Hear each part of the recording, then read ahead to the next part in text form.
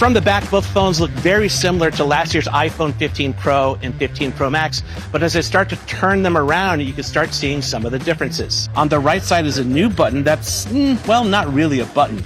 It's a touch controller for the camera that can not only open the camera and take a photo, but can also be used to change the zoom, switch cameras, photo styles, and the aperture and portrait mode.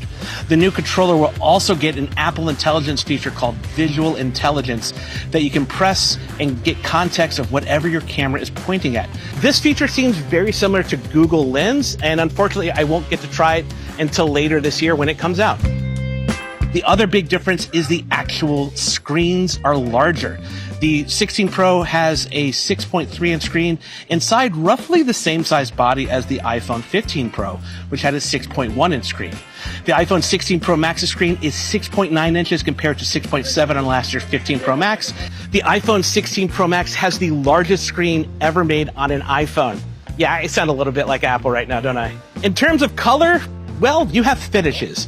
Especially if you like titanium, you have natural titanium, white titanium, black titanium, and desert titanium, the most colorful of the titaniums, and that's me being very generous. And then there are the cameras, which this year are exactly the same on both the iPhone 16 Pro and 16 Pro Max, including that 5x telephoto camera, replacing the 3x telephoto on the 15 Pro last year. The main 48 megapixel camera gets a faster sensor.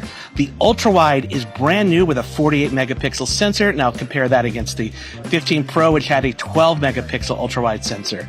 And this higher resolution ultra wide sensor should also give a boost in image quality to macro photos. The Pro models can now capture spatial photos and spatial audio, as well as 4K 120 frame per second slow motion, which Apple introduced by showing a new song and video by The Weeknd that was filmed on the new iPhone 16 Pro and had copious amounts of slow motion. Powering all of this is a larger battery in Apple's new A18 Pro chip, which has a faster CPU and a faster GPU, and Apple says 2 times faster ray tracing than last year's 15 Pro. Notice the reflections in the water and the way the lighting and highlights look in this game that I'm playing here. The big boost is a larger neural engine which powers onboard Apple Intelligence for things like AI-suggested writing tools that pop up in documents or emails, photo tools including cleanup to remove unwanted people or things from an image, and a number of Siri changes including a new voice designed to sound more natural, more contextual conversations. Siri even gets a new interface with a glowing border around the edge of the phone when you use Siri.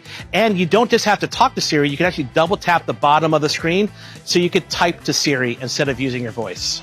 Unfortunately, with Apple Intelligence, all these wonderful features will not be on the phones out of the box and will come over a software update next month.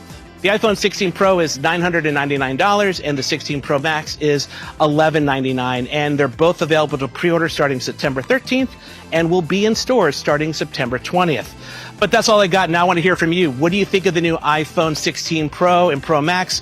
What feature really stands out to you? Please throw your thought in the comments. Last, if you like this video, give it a thumbs up, and thank you for watching.